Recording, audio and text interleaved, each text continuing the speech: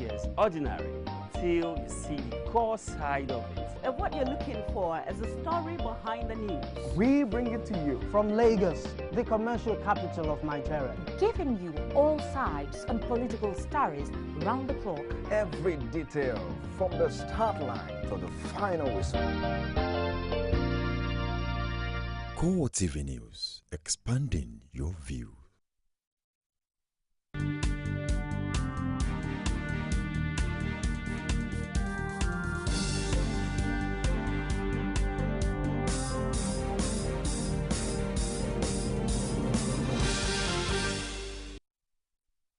Hello and thank you for joining us on CoreTV News on the hour. I am Frank Omalapia. Here are some of the stories filing in at this time. The ECOWAS Commission has called on the defense forces of member states to lend their professional support and efforts to defeat Ebola virus disease, which has now claimed more than 2,000 lives in the region since March 2014.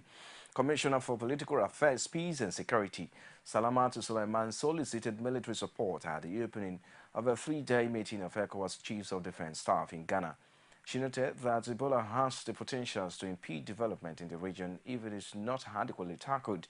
The Commissioner also outlined various intervention measures taken by ECOWAS to combat the disease, including setting up a solidarity fund and several multi-stakeholder collaborations. Earlier, Ghana's Minister of Defense, Benjamin Kubo, described the Ebola menace as a worrying situation that requires collective effort. Now, the Lagos government has warned against stigmatization of Ebola-treated patients in the state. The State Commissioner for Health, Jide Idris, advised any stigmatized persons to petition the State Attorney General for necessary action. Abiola Oluwale's report is presented from our studios.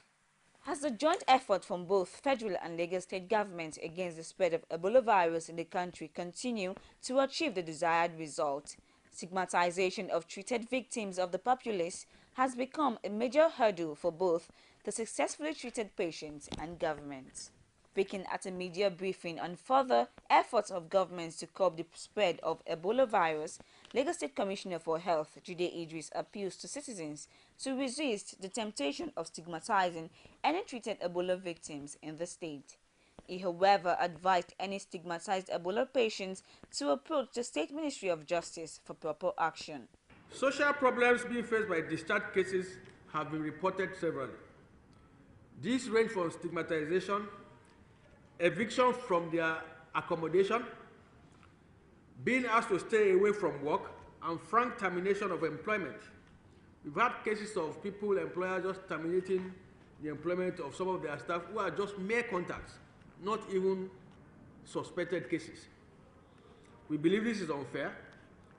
I believe this is impinging on their fundamental human rights. I wish to implore all Lagosians once more not to stigmatize all cases and contacts that have been given a clean bill of health, and passionately urge all of us and urge all employers, inclusive, collectively, in fact, to facilitate their reintegration into the society. The Ministry of Justice will take the matter up. Anybody who feels stigmatized can petition the Ministry of Justice, and they will take that matter up, because it's not fair, it is not right. Meanwhile, Idris says the only Ebola case in Lagos at the moment is the one transferred from Rivers State. Owing to the leave granted the Osun State People's Democratic Party and All Progressives Congress by the Election Petition Tribunal to inspect the ballot materials used for the Augusta election, the two parties converged on the INEC office for the exercise, but not without a drama, as the party councils nearly went for each other's neck on some knotty issues. Rashid was at the INEC office and filing this report. No, we are not calling so because it was only the document. He said it's not touched. We are not calling go. Don't say that we are calling. That was the situation earlier in the day, as an exercise meant for legal representatives was nearly turned to a political jamboree before order was restored. The administrative secretary of INEC, Oladipo Oladapo, however, assures the political parties of level playing field. We have our facts. We are focused. Ours is to ensure absolute transparency, and we will follow it strictly. So we ask for your cooperation, please. and let us do the right thing. Both parties, please, you know the right thing. Please adhere strictly to the right thing. I will guarantee transparency. Councils to both PDP and APC find themselves at loggerhead over the interpretation of the PDP's application of Exhibit A. The lawyers later threw caution to the wind as they decided to settle the matter the straight way. They said they want to inspect Exhibit A. Go and bring Exhibit A for Obokun in your roster. That you have showed. I'm not. I'll respond to it. I'm not finished. Don't tell me that.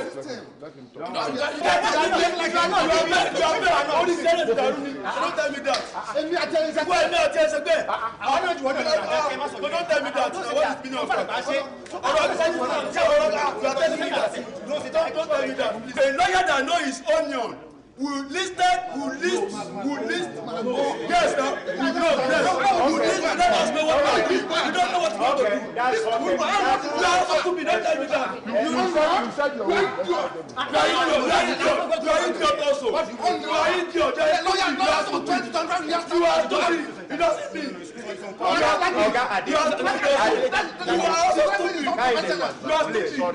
You are stupid. The level is not professional. That is, we are not arguing on here. Excuse me, sir.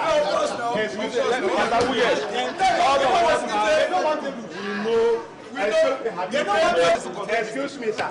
After much delay and argument, the inspection finally commenced, with Obokun local government coming first. Councils to both parties expressed their preliminary observation and expectation on the exercise. It's a victory for us in the PDP as petitioners, that all things you can think of, bombs, were erected in our ways to articulate our position as petitioners. But we thank God, and I said we are victorious in the sense that we have started now, and you can see before we go too far, you see what we are going to see here. Ordinarily, to us, it doesn't make any difference, and we are even happy that we have started this at the end of the day. The only thing that we have discovered from the side of position that they are not even serious already with this the inspection thing. Otherwise, there's nothing they're supposed to have done. And to us, we are ready whenever they are ready, as you can see, because it's in by our own magnanimity that we are here, because the agreement was that we will start by 10 and end by 4, and if you consider this after 4, and we are still on it, and we are ready. Now that the inspection has finally begun, this is no doubt going to be a rigorous but meticulous task on the side of the political parties and INEC. But this is an all-important task that must be achieved if the Election Petition Tribunal will have any headway when it starts sitting. From INEC office in Oshobo, Rashid, CoreTV News. Moving away from that now, about 20 policemen are still missing more than a month after Boko Haram insurgents took over the Mobile Police Training College in Goza, Borno State. Acting Inspector General Police Sulaiman Abba disclosed this to State House correspondent in Abuja. He noted that some of the police that were initially declared missing had found their way back to their families. What's important is the one that is most difficult to do. When you are changing a culture that has been there for too long, then you should know that you are going to face a lot of challenges. Those involved in changes will tell you changing a culture, changing the character, changing attitude of personnel is very, very difficult. Naturally, it comes with resistance, it comes with a lot of challenges on its own, but somehow someone has to do it. I felt I should do it, not minding the team. I must tell you, the turnout of those missing is still impressive, because we still have been able to trace some of the officers who have reported either back to their bases. Some have even reported back to their families. When you get through what they went through, the likelihood of you knowing what to do is not very tenable. There's the possibility that the decision of what you do may not be easily comprehensible. So some went back to their homes, and our concern is that once they are in safety, then we are satisfied. And the process of perhaps bringing, you know, every police officer knows that if you are on patrol on the street, there's the likelihood that someone who wants to do what is not right, who wants to commit a crime, sees you as an enemy. So once you are doing a patrol, you should know that there are also dangers associated with policing and associated with patrolling. So to us, facing dangers in the performance of police duties is not new. What is new is that this time around, the enemy is highly armed, and that is why the military is there to support us in fighting them. Thank you. And now to Adamawa, where Nigeria's military authorities have confirmed that 2 officers and 3 soldiers were wounded in counter-terrorism operations in Adamawa State. But they declined to say whether one of the injured officers is Adeboye, son of former President Olusegun Obasanjo. Defense headquarters said through its Twitter account that the wounded soldiers are receiving treatment in a military medical facility in the aftermath of the operation in Mobi. It added that the troops were involved in the first battle with Boko Haram insurgents as part of efforts to root out the militants. Scores of insurgents, according to the military authorities, lost their lives, while several others escaped with fatal gunshot wounds.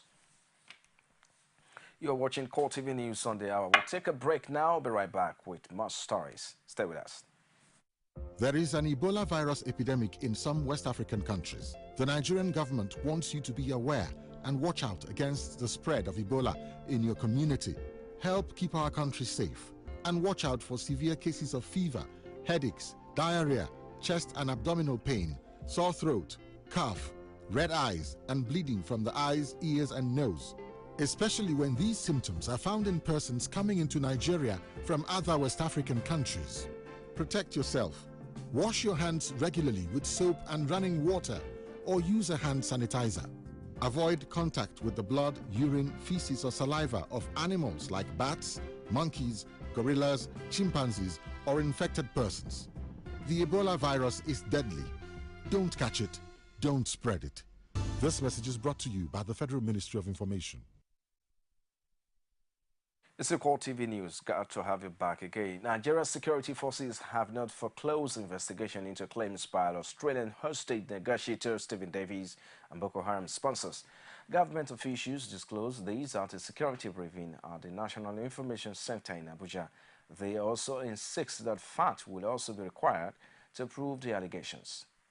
Because I saw a report yesterday on this matter in one of the papers that we said government will not investigate. But other media say government will investigate all information, which was what we gave here. The government will investigate all information made available to it. But you will not rush into investigating or arresting people if you don't have sufficient facts. This came from an open source. The person who himself had confessed not to have been engaged by the government of Nigeria, as was being speculated in the media, but has, just as with any other information relating to criminal activities, the government will not take it lightly, will look into it. The SSS had also spoken about it and said they will investigate Sharif and the rest. We have asked all Nigerians, if you have facts, present them. There's nobody in Nigeria that is above the law. And of course, you are all aware that the Department of State Services has acted on information it received. And even somebody, because the matter is in court, I wouldn't want to talk about it. So we are asking, don't just listen to hearsays. Who are these people? On Friday last week, we had to come out to debunk some of the claims. And we paraded the 6 suspects arrested in connection with the Nyanya bombings. I want to repeat myself if you didn't hear me. None of those 6 suspects in our custody is related by blood to one another. The Economic and Financial Crimes Commission is concerned that economic development in Benin State is not commensurate with their statutory allocations. This according to the EFCC chairman, Ibrahim Lamode, has shown that corruption is assuming an alarming proportion at the state level. He made this known at a workshop organized in conjunction with the House of Representatives Committee on State and Local Government Affairs in Abuja. Pius Samuel completes this story. EFCC says it is determined to fight corruption across the country, but admits that there is need to sensitize those in authorities at state level on ways to fight the menace. The Commission's chairman is concerned that development in some states is not commensurate to the monies received from the federal government. Lamude, who was represented at the forum, attributed this to corruption. Investigations by the EFCC show that there is corruption at a very alarming proportion at the state government level in the country. Where more money is found, the tendency for more corruption is high. The combined amount of money which goes to the states every month from the federation account is quite enormous. However, the level of development in the state is not commensurate to the monies received. This is owing to corruption and poor fiscal responsibilities. Poor service delivery, inadequate infrastructural amenities, poor management of public enterprise, bad governance, moral decadence, and general development are among the impacts of corruption on attempts at development among state governments in the country. The problem of corruption and lack of fiscal transparency perhaps remains one of the hydra-headed factors that account for the inefficiency and retarded the growth of state governments in Nigeria. Now, the lawmakers are ready to collaborate with EFCC to make the state and the country corruption-free. They say they are keen to make sure that every area of governance is corruption-free. Corruption as a major element and a factor has inflicted adversely not only on the economic development of the nation, but also the name and integrity of the country. Little wonder, therefore, that the National Assembly never looked back on its primary responsibility of lawmaking to ensure that necessary anti-corruption laws were promulgated. Participants at the event are hopeful that the workshop will create room for a corrupt-free nation. Yeah, it's a wake-up call because corruption has hit almost everybody. Even the wheelbarrow pusher on the street is talking about corruption. Everybody is talking about corruption.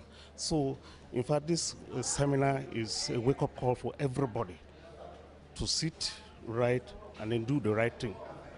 The drive, like I said, is to ensure that there is good governance, there is improvement. Some of the ills, not only in governance, but even in the societies, regarding corruption, can be actually be tackled. The workshop is taking place in batches, starting with Northwest region, and it will last for 6 weeks.